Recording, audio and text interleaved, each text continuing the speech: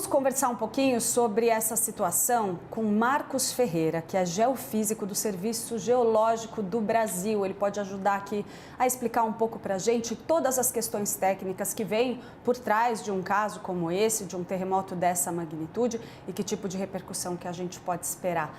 Boa tarde, Marcos, muito bem-vindo aqui ao Bastidores CNN. Muito obrigada pela sua presença aqui conosco, tudo bem? Boa tarde, tudo certo, sim. Marcos, eu queria abrir um pouco essa conversa explicando um pouquinho para os nossos telespectadores o que significa um terremoto dessa magnitude. A gente sabe que o Japão, até por todo o quadro sismológico de lá, está muito habituado a lidar com uma situação desse tipo, mas a gente está falando de fato de tremores que alcançaram uma escala muito significativa e, portanto, sim, a gente tem não só a questão dos tremores de terra, mas também essa possibilidade aí, esse alerta para o risco de um tsunami. Boa tarde para você. Boa tarde. Bom, o Japão ele é o segundo país com a maior quantidade de eventos sísmicos registrados no planeta Terra. E ali você tem uma confluência de 4 placas que estão se movimentando e acumulando energia ao longo dos milhares de anos da ocorrência daquele país. Isso vai levando à ocorrência desse tipo de evento. Um evento de magnitude 7,5 é um evento com a liberação de energia extremamente expressiva. Mesmo um país acostumado com esse tipo de situação, já conhecendo a sua potencialidade geológica, eles vai ter algum tipo de danos, porque a quantidade de energia que é liberada num evento como esse é bastante significativa. Agora, Marcos, como você estava pontuando aí, né, que mesmo um país já habituado com um evento sismológico dessa magnitude vai ter danos. A gente pode esperar e tem que manter um clima de preocupação muito intensa em relação a danos que ainda possam vir a ocorrer?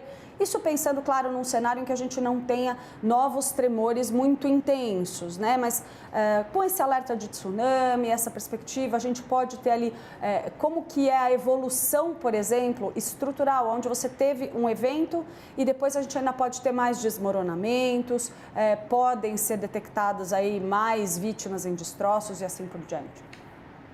Bom, a ocorrência de eventos dessa magnitude é normal ocorrer em réplicas, que podem ser, se forem só réplicas, geralmente são de menor magnitude, mas você não consegue dizer que pode ocorrer, que não vai ocorrer um evento maior do que esse. Isso não tem como afirmar com os nossos dados.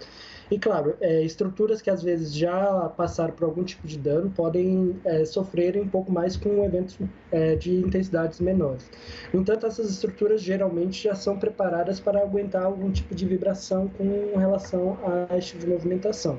Então varia muito de casa a casa, se você está falando de uma grande obra, uma grande estrutura, ou de uma casa simples, por exemplo.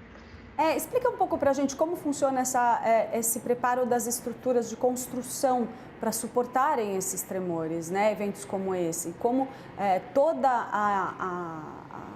o sistema de moradias ali no Japão, por exemplo, vem com um preparo específico para essas situações, né?